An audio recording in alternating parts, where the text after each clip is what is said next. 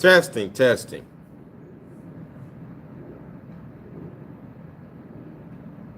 Testing, testing.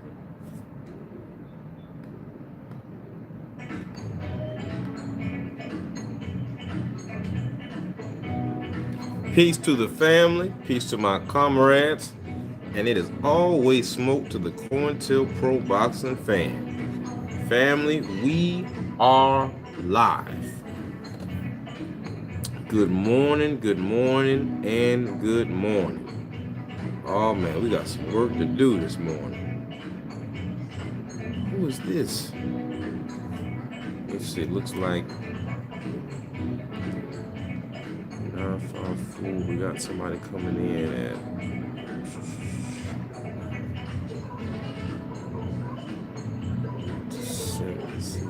y'all are about to the free class.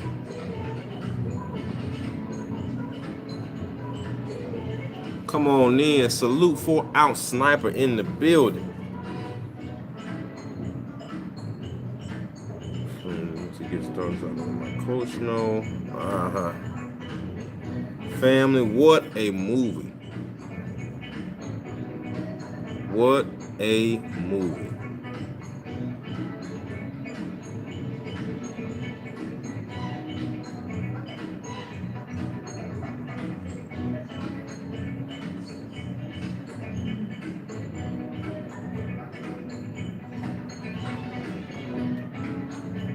All these notifications. Family, that Michael Jackson biopic, one of the best movies I've seen in a long time. Not only that,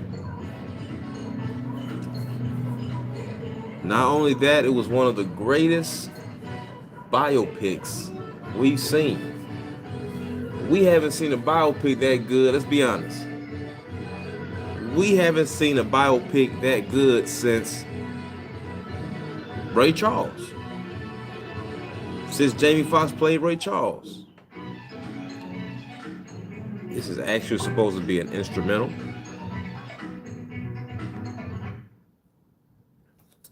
Took my family to see it. And man, we had a good time in the movie theater. Michael Jackson's nephew, Jafar, did an amazing job.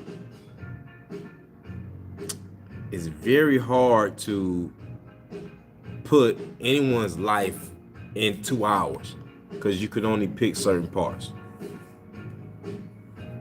And we all felt good at the end of the movie. There's going to be a part 2. And of course, like everyone, we have critiques on things that could be better. And it's so much, family, that young people will have conversations and they will do research on their own. Example. There's Quincy Jones has like a 5-minute little thing in the movie. And I would invite you to do your research on, first of all, the amazing musical talent of Quincy Jones.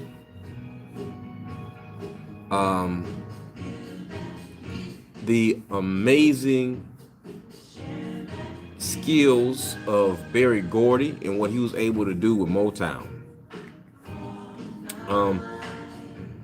I liked how they gave Gladys Knight her props, because a lot of people believe that Diana Ross was the one that was the person to first give them a platform, and it was really Gladys Knight.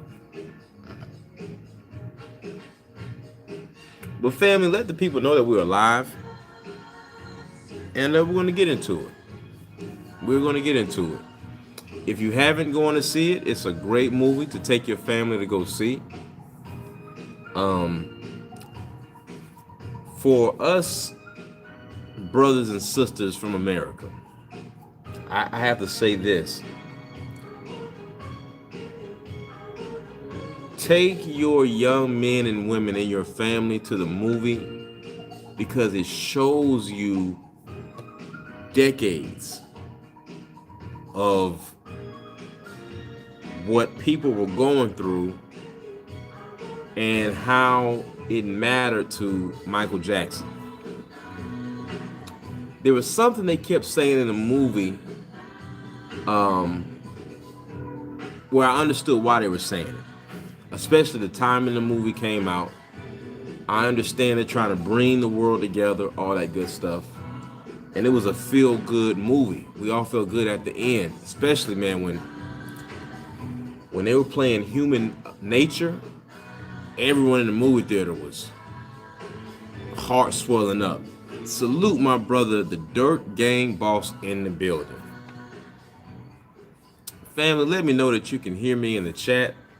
Let me know that you can hear me in the chat. I think we're good. The audio's good today. You know.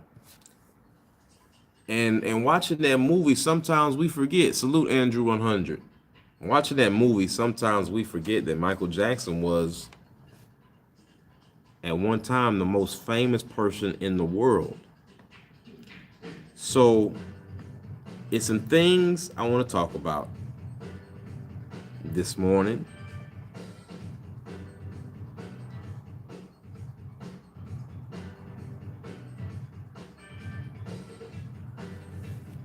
Salute Black Jericho in the building. My brother said I'm loud and clear. Salute Christina in the building. So in the Michael Jackson biopic, and Jafar Jackson did an amazing job playing his uncle. You know, sometimes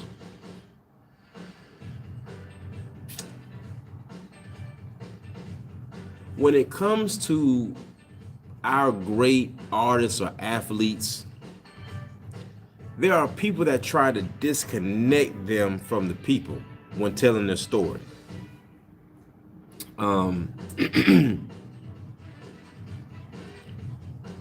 Michael Jackson made it clear that his music was for the whole world, but he also made it clear that he loved and cared about the children, and he loved and cared about his people. The scene where he went to visit the Bloods and the Crips,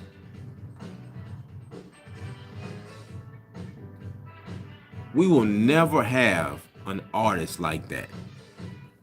This man went where Bloods and Crips are during a time where they are actively gangbanging against each other. Now, some of you young people might say, oh, well, those weren't real gangbangers because they were dancing. This is what you young people don't know. All the gangsters used to be able to dance. In the 70s and especially the early 80s, all of them could dance pretty much. Pop locking and dance offs, those were things that gangs did against each other before it went south. Before, you know, it went from fights between sets to shootouts. But people started to get killed. So in the movie, it shows, you know, Michael Jackson watching this article of the murders that's happening. And he went out there. You know, he went out there. Thank you, Dirt Gang Boss. Nipsey Hussle's probably the only other artist I can think of that had that type of impact and care to say, all right, man, I need to speak to us who are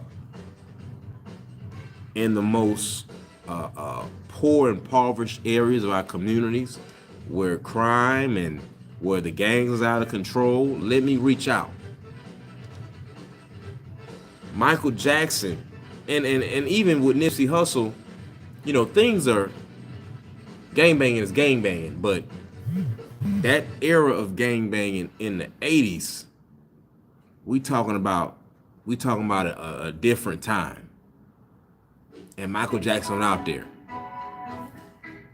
You know, when I first heard him put it in the movie, and they kept in the beginning, they kept iterating this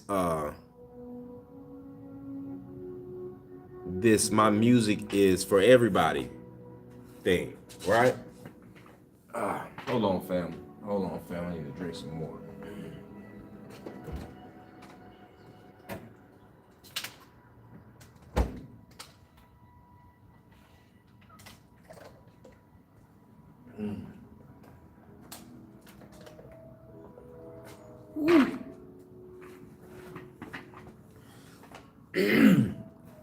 So, salute Snoopy Mac in the building. So in the beginning of the movie, you know, when they kept reiterating, you know, Michael's music is for everybody. I'm not just a black artist. I'm not just a black artist. At first, I was like, all right, this is about to be one of those kind of movies where they try to dilute our artists and their love for their people. They did the same thing with Muhammad Ali. After Muhammad Ali died, even to this day, when they speak about Muhammad Ali, man, I want the young people to understand something. You come from a lineage of people that have literally shook up the world, and they love you and they cared about you. Some of these people you all are following today that call themselves entertainers, that call themselves leaders, that call themselves athletes that are for their people, they're not from the same cloth. These Michael Jackson, Muhammad Ali, so many greats that came before us that cared about you, that wanted you to be great. And whether it's our activists, whether it's our athletes, whether it's our entertainers, after they die, a lot of times they try to skip the fact that they did care. Michael Jackson, and it's certain things I understand they're not going to show because it's still Hollywood. Michael Jackson was a friend of many civil rights leaders. Michael Jackson was a friend of the nation. His family has strong ties with the nation.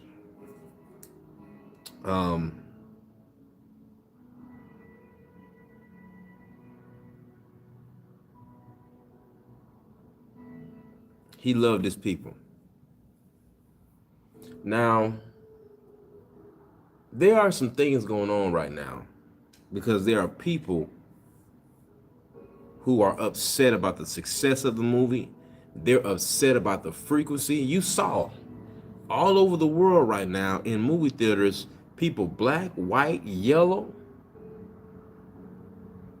singing Michael Jackson songs after the movie. You have young people who didn't know crying during and after the movie. This type of impact that they thought they buried when they killed him was by no mistake. They thought that, you know, we get him out the way, that's going to be it. Now, some of you might say, well, that's a conspiracy. There's no truth to that. Well, you know, his doctor, who was over him, who only did 3 years for administering under his watch the lethal doses of the drugs that took Michael out. That is the shortest time I've ever seen or heard of in the history of medical negligence someone having. But I'll leave that alone. I'm going to keep it light today and just talk about the movie and talk about how great it was. I would have to say that for a person to only have a year of acting class, and let me say this, Jafar was dancing. Jafar was hitting Michael's moves. And I was like, yo, I don't think See, this young man he been preparing for this since he was a child. He just didn't know. That's one thing about the divine guidance and power of God. Even though the enemy might have thought we got him, it's over with, the Most High knew. He knew that there was going to be a time and a place for Michael's nephew to do exactly what he just did. And I gotta say it, family, this is the best biopic yet. And we got some great biopics. What Jafar did is up there with Jamie Foxx playing Ray. It's up there with Will playing Ali. And it's up there with Denzel playing Malcolm X. Something spiritual was about with that movie. And it's been put out there on a frequency. I appreciate them showing, why Michael loved the kids so much. And I'm going to talk about the things they didn't show. And I'm going to talk about the things I would like to see in the part 2. But for the first part, because you can't put it all out there in the first thing, because it's going to be a second part. In the second part, it's some things I would like to see. To my young people, I want you to watch the movie and I want you to look at the things that are going on. And one of the best things I want you to pay attention to is when Michael visited the Bloods and the Crips, he visited them because he doesn't want you out here killing each other. Listen, Michael went out there with grown men who are gangbanging. He said, I got to do something. I don't want you all killing yourselves, killing each other. The Jackson family were cool with the King family. And there are some things they're not going to show. But I want you young people to know that Michael loved his people. And don't let them trick you and make you forget it or not know it.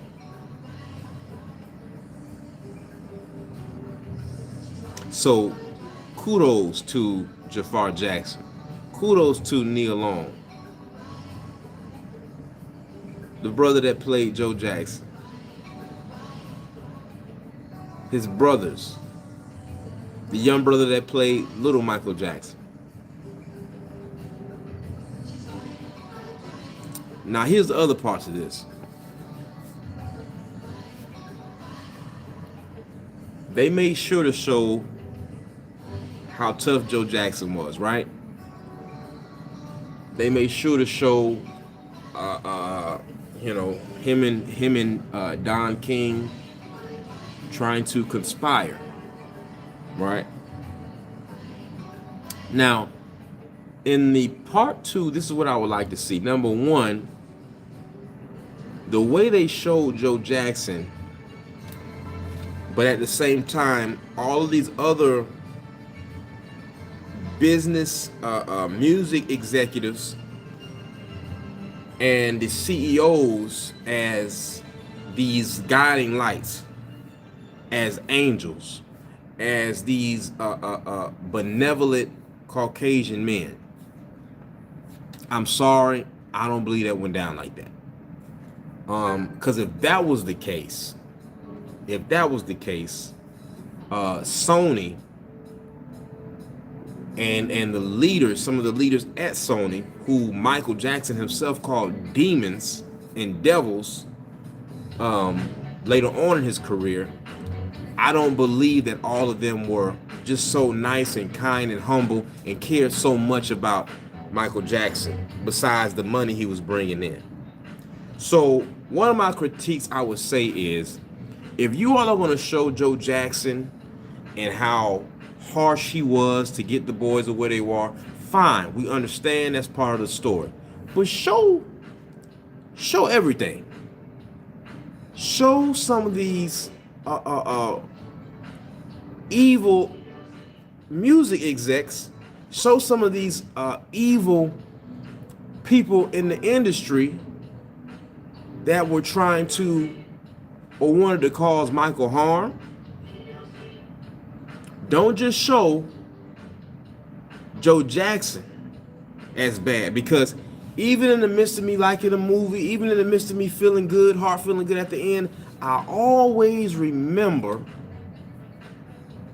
that there is a habit going on where the father of an athlete or the father of one of our own being great is attacked. So we don't know where Shedeur Sanders is going to go, but when they do a biopic of Shedeur Sanders, I want them to get it right about his father. If they do a movie on Shaquille O'Neal, I hope they get it right about his father. Right? When they did the movie on Serena Venus Williams, you know, I wanted them to do their father justice. I understand they have to show, and I know some people don't want to hear this, because there's some people that just, they want to focus on how horrible Joe Jackson was. Well, I'm going to tell you something, family. Some of your parents, there's no book on how to be a good parent. There's some things he shouldn't have did, and he probably was a mean man. It's a fact that he didn't want his children calling him dad. He wanted them calling him Joseph. He was a mean man. And Michael Jackson, if Michael Jackson spoke on it, and Michael said, you know, hey, my father was a mean man. He beat me a lot, but, you know, I forgive him and I love him. That's that. That's that. You don't get the Jack. See, I don't condone child abuse. I don't condone any of that. It's horrible, some of the things that happen to them. But some of the same people who are calling Joe Jackson horrible are some of the same people who call our juveniles super predators and savages when they don't adhere anymore to male leadership. Mamas and aunties and grandmas can't control them anymore, and now they're in the street acting a fool. So I'm under no illusion of inclusion when it comes to that. Show these devils in the music industry who at the time, now see, you all have to remember, when Michael Jackson was a kid, it wasn't too long before that Sam Cooke was killed. Now let me show you something. They killed Sam Cooke because Sam Cooke was trying to do the same thing Berry Gordy was doing, but on a national level.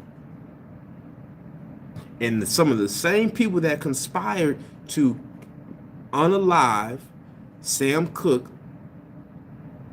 were some of the same people who were trying to exploit the Jacksons, but they're not going to show that. So never be under an illusion, people, that it was just this big bad Joseph Jackson, you know, big bad Joe Jackson, and all of these other men around him in business were just like, hey man, we want to take care of you, but we just want to remove you away from your father. But we're gonna do right by you.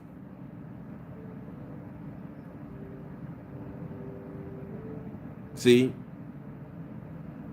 Now, were there other methods that could have been better? Yes. Serena and Venus Williams' father was hard on them, but you know, he didn't have to beat on them like that, you know.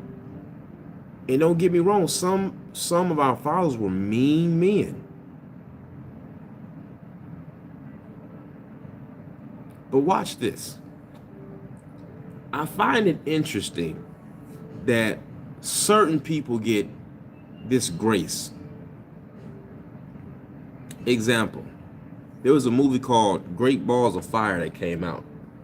And it was a biopic on a man by the name of Jerry Lee Lewis. And Jerry Lee Lewis, you all know the song, Goodness Gracious, Great Balls of Fire, right? Y'all remember the song. Well, Jerry Lee Lewis married his 13-year-old cousin. And when it first came out, people said, They said, you know, men got with young women in that time, and they defended Jerry Lee Lewis for marrying his 13-year-old cousin. It's disgusting. Elvis. These are grown men, family. These are grown men. And whether you all want to admit it or not, those men were molesters. I'm just going to keep it plain. Elvis dated a girl when she was 15, when he was 21. But they didn't show that in his movie. And Jerry Lee Lewis marrying the young girl, they had a defense for it. So I'm going to show you how we defend our people for a second. Some of you people today, you have no idea how hard it was to grow up in Gary, Indiana. You don't know anything about Gary. Gary is a tough city, and you don't know what Joe Jackson went through growing up in the 40s, in the 50s. You don't know. So could it be that Joe was mean like that because of things that happened to him? But I understand, you're not going to give Joe Jackson that grace that you give everybody else. You're not going to give Joe Jackson the grace you all give Elvis and Jerry Lee Lewis and some of these rock bands that came over and were doing all types of disgusting things. You don't talk about it. So we get it. We get it. It feels good to say, look how great Michael was, but you know that Joe, man, he was a horrible person. And whether you like it or not, you find out that we don't get the Jacksons, the Jackson 5, if Joe is not a musician. They talk about the beating part, and this was the part I didn't like. At the end, Nia Long says to, Nia Long playing Katherine Jackson says to Joe, she's like, well, you keep thinking that the Jackson 5 wouldn't be here without you. You keep thinking that. She didn't say that. Katherine didn't say that to Joe. Joe Jackson played several instruments. Joe Jackson showed those boys how to play the guitar. Joe Jackson coached Michael how to sing. So you got to understand, by the time the Jacksons met Gladys Knight and all of them, they had been winning talent shows all over the Midwest already. Joe Jackson did that. That's right, Dirt Game Boss. They said the same thing about Floyd Sr. My brother Snoopy Mac says they've been separating young black men from their fathers for years. That's why they hate Bill so much. Thank you, Snoopy Mac. Thank you, Snoopy Mac. They love that stern father. There's a problem. My son is a martial artist.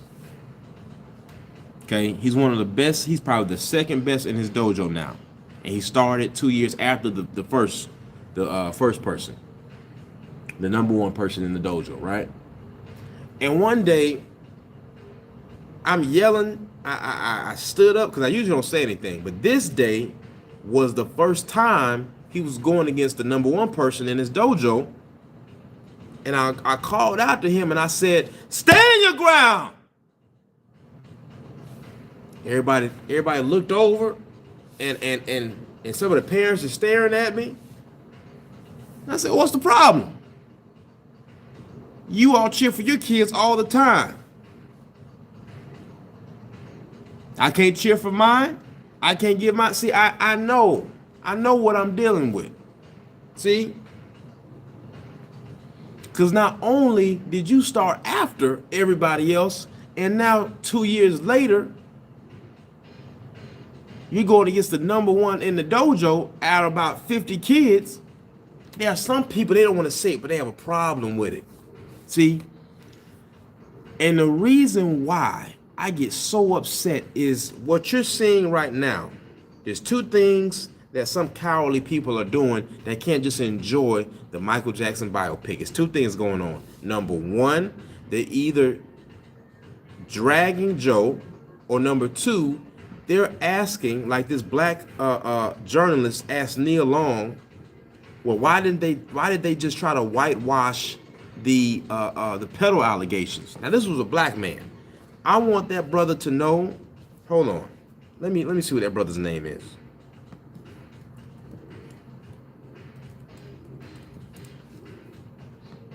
Let me see what that brother's name is.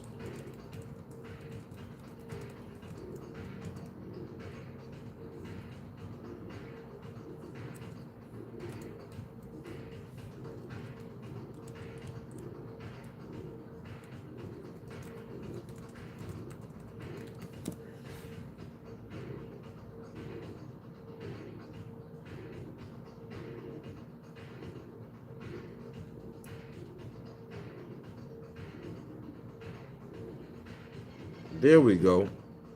Of course, TMZ gonna have it. Andrew 100 says, them folks are intimidated of black people that's in position of power. Look at what they did to guys like Bill Cosby, Michael Jackson, P. Diddy, even Jay-Z. You know, I'm gonna say something else.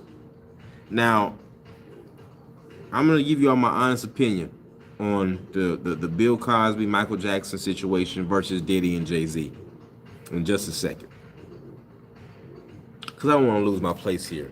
The man's name is Domingo Coleman. That's who played Joe Jackson. Neil Long, of course, played Catherine. Now let me tell you what this reporter says, right? Michael Stars chopped it up with Craig Melvin on Today. Craig Melvin on Today. You, brother, are a spineless Negro. You are misguided, and whoever told you to ask that question, look what happened to Gayle King. Even though after Kobe Bryant died, she sat up there with the sister, what's the sister's name from the WNBA? Sat up there and said, insinuating that, well, you know, but Kobe, Kobe did those allegations though. And it caught the sister off guard so much. It's like, wait a second, Kobe just died. And he didn't do those things. But see, in some people's minds, you're guilty no matter what. It don't matter that there was no evidence. It doesn't matter that the FBI watched Michael Jackson for 17 years and came up with nothing. 17 years. Now, almost all of us in the chat and me, if the FBI was watching us for 17 years, a lot of us probably be in trouble. I can tell you right now. If the FBI had watched all of us from the time of adulthood to now, whether it's a fight, whether you took some hubcaps or something, some of us would be in trouble. Michael had nothing. Squeaky clean. They was watching him for 17 years, family. So don't tell me. See, and they're not going to show those type of things in the movie. They're not going to show the 17. They're going to act like, oh, they were all friends of Michael and they just can't. Bro, it don't matter how great you are.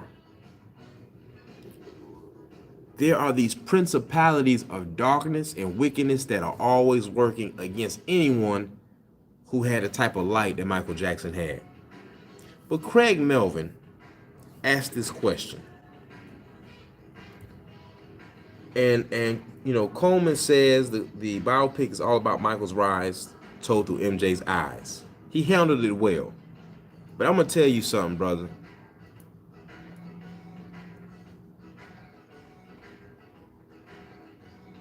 Gayle King did the same thing you just did. And you know what they did?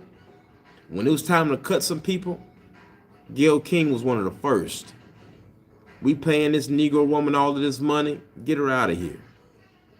We need to make some cuts anyway. And they kicked her ass to the curb. And she's up there doing the interview. I just don't understand. Da, da, da. Yeah, because you thought you had a seat at the table. Craig Melvin, I don't know what type of promotion you're trying to get. But brother, you put in that type of energy out at a time where everyone is rejoicing and feeling good about the movie. Feeling good about how the man's life was honored. And you do something like that, you're going to get everything you deserve. That type of energy is going to come back to you. Now, I want to say something. I showed my little one Fat Albert, the cartoon. Hey, it's Fat Albert. And I forgot that was Bill Cosby's cartoon. And I started looking at all of some of the black films Bill Cosby did, and I was like, man, Bill Cosby and Sidney Poitier were breaking barriers. I honestly believe that what Bill Cosby is going through right now is a result of the things he did back then for his people. There's no way you're paying $13 million to someone that's saying something happened 50 years ago with no evidence, and there's no conspiracy. That's first thing. We know what happened to Michael and why it happened. Now, I'm going to say this about Diddy and Jay-Z. Diddy and Jay-Z, in my opinion, they ain't no Michael. And I ain't talking about fame, but they ain't no Michael. There ain't no Bill Cosby. There ain't none of that. And let me tell you why. Diddy is getting in trouble because he pissed off the wrong devils. Diddy, in my opinion, was still an exploiter of his people. Diddy was friends and mentored by Clive Davis. And Clive Davis was known for doing a lot of the things that Diddy's being accused for now. And this is what happened.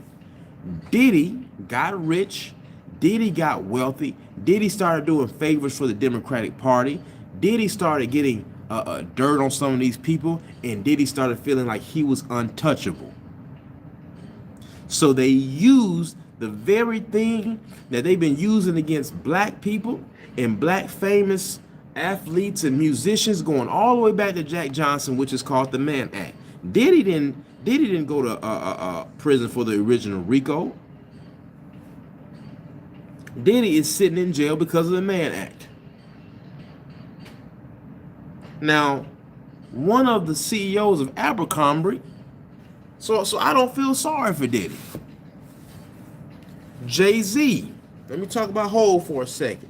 There's a lot of things Hov could have did, but see, this is what's happening, and this is why I really can't defend Hov and what he's doing. You know, some of you brothers in the industry, you think that if you make enough money that you can do what rich white men do. I gotta say, some people not gonna like this. I gotta say this.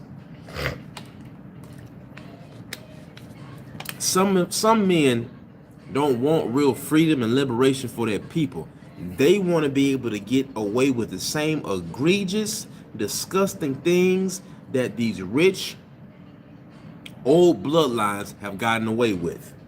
And it don't matter how much money you make, you will never be able to get away with the same egregious, disgusting, wicked, demonic things that they get away with.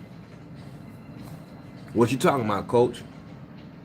This is why these dudes ain't. Michael Jackson went into the middle of a gang war. Bill Cosby risked his career airing Fat Albert. He risked his career with the Cosby Show. He risked his career with funding some of the scholarships, sending kids to college. He was portraying real power, and he could have been taken out back then. He's paying for that now. You can't compare those two. And it's no disrespect to my brother, but this is just how I feel about them. I feel there's a disconnect somewhere where after the crack epidemic, this get your money by any means necessary crap has diluted the minds of the so-called successful black man. Diddy was, let's be clear about Diddy for a second. Diddy was partying with these same devils who are no longer coming to his defense over there in Hollywood. Diddy was mentored by a devil by the name of Clyde Davis, who hasn't come to his aid not one bit, who taught him what he knows. If you following, you following. Diddy ain't no friend of the black community to me. He was a Democratic shield at one point for favors during a time where they said we're going to give more rights to everybody else and do nothing for the very people who have put us in the position of power we are in now. So Diddy got caught messing around with the wrong billionaires, and that's why Diddy's in the position he's in. And if he gets out and starts doing the same thing, hey man, that's him. That's him. Now I'm gonna tell you something about Coach. This is what Coach stands for. Some people don't like me for this, and that's okay. I was brought up by some upstanding men that taught me this. You can't be half liberation. You can't be sometime for your people. You have to understand that everything that was put in place as a trap for us, whether it's the projects, whether it's the criminality that we felt like we had to do to survive, we have to reshape it, we have to remold it, we have to put that energy in a different way if we plan on succeeding.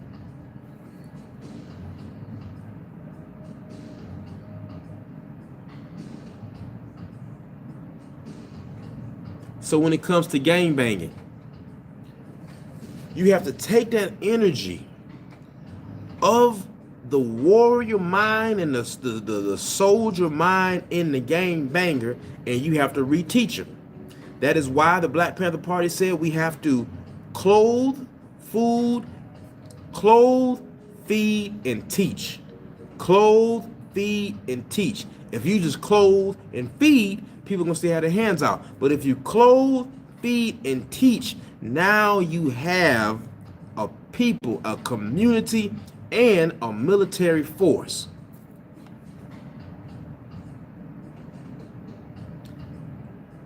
Jay-Z could have did a whole lot with Rockefeller.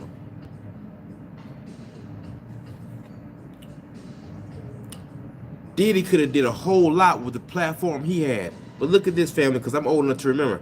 Sean John employed a whole lot of brothers and sisters. That's no more. Jay-Z, same thing. Rockefeller, Rockaware, Russell Simmons, family. Not just that, Johnson and Johnson, BET. These were powerhouses that were employing thousands and thousands of black people, and none of them are black owned anymore. Michael Jackson held on to his catalog until he died. The only catalog he gave back was he gave Little Richard back his royalties. So when it comes to these brothers of today and those brothers, yes, they're being attacked by the same devil, but not for the same reason. See, you don't get to lay with the devil and lay in the bed with fleas and then scream black power, this is discrimination against us when you were laying in bed with these demons, when you are at these wicked rituals with these well-known witches, and then you get in trouble and now you want to cry Jesus to us. That's for you to get right with God. I ain't got nothing to do with it. That's just as bad as somebody getting one of our leaders assassinated, then you take over the position working for the man, and then the man turns on you, and now you want to say, my people, help me.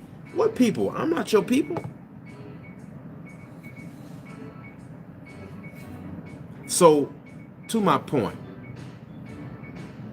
salute my brother Jerry Green. I'll make sure not to say too much. So, to my point, I understand they have to show Joe Jackson in his light. But in part 2, I want them to show the business mind of Michael.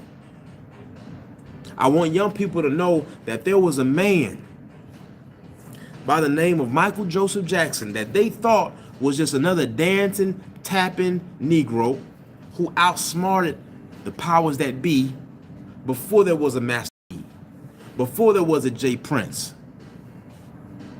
Michael was handling these organizations on a level so until the devils, they couldn't play fair. Salute Vincent Williams in the building. They started accusing him of the very thing they've been doing. Study. So I appreciate the genius that they showed of our brother. But I want the people to know in the part 2 of the business mind of Michael. I want them to know who his enemies were. Because I want the young people to know there are people out here who are your enemy. I want you to know, look at the case of Kendrick Johnson that they're opening back up. And they're finding out the conspiracy behind what happened to that young man. These are agents, judges, teachers, people working at the funeral home.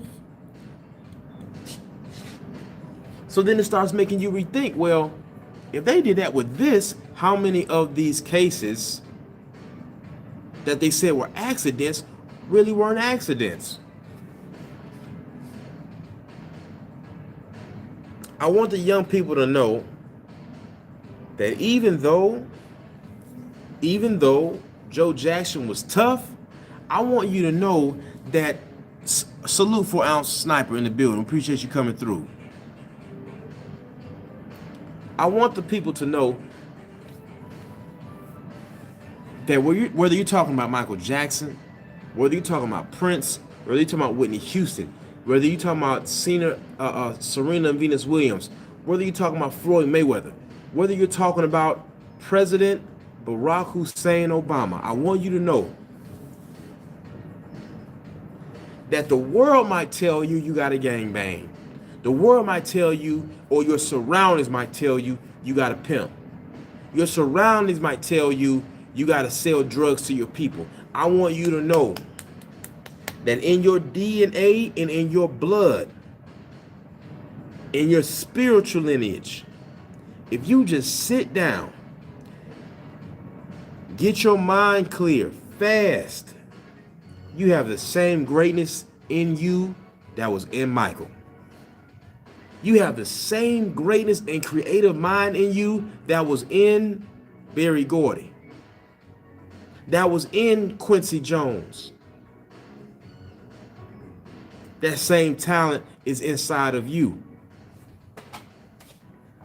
But you have to be the one, to tap into it.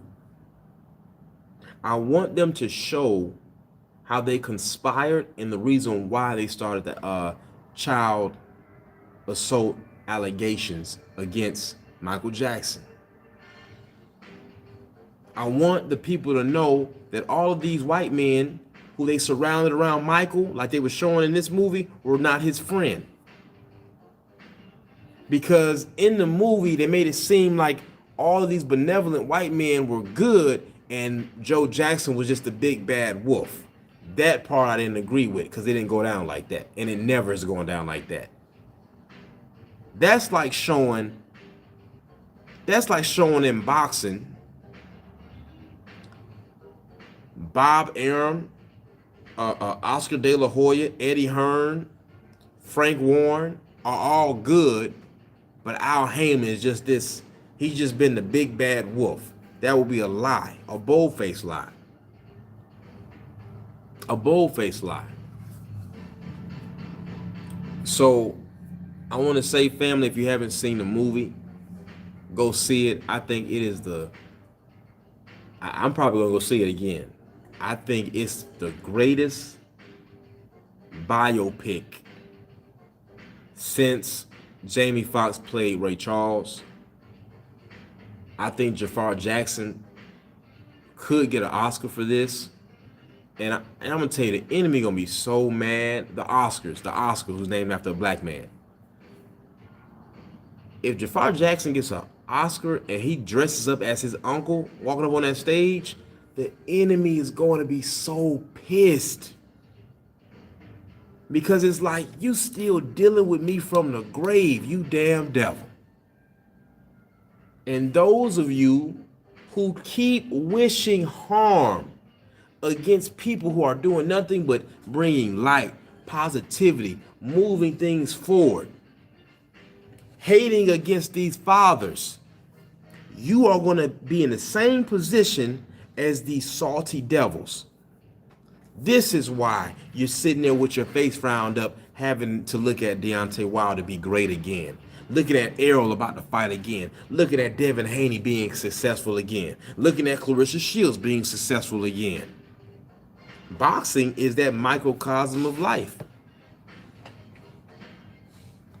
So family, tonight, make sure you catch my live that is dedicated to Eddie Futch, Jack Blackburn, and Joe Louis. Tonight, that live will be at 8 p.m. So I hope to see you all there. Make sure you take your family to see the great biopic of Michael Joseph Jackson, the king of pop. In my opinion, the greatest entertainer of all time. Peace to the family. Peace to my comrades. And as always, smoke to the COINTELPRO boxing fan.